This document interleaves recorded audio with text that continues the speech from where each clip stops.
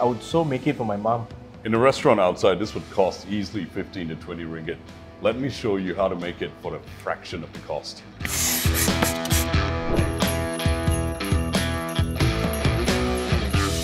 Sugar in a saucepot with some water. Stir it around with a spoon. Once the sugar is all dissolved, you don't have to stir it anymore. Brush down the sides with water. That's what we want right there. Pour it at the bottom. Swirl the caramel around. Coat the bottom evenly. Add in the raisins, sliced bread.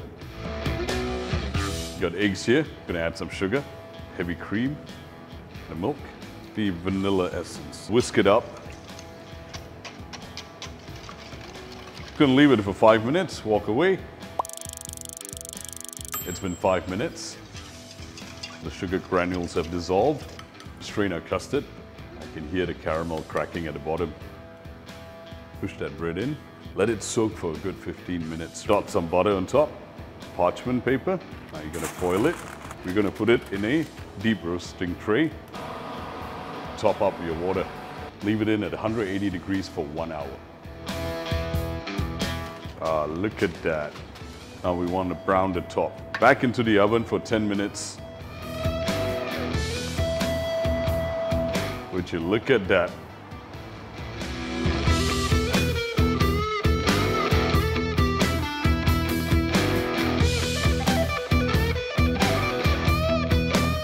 Hey Ross, Hi. I got a caramel bread pudding here. Taste it for me. Tell me what you think. With pleasure.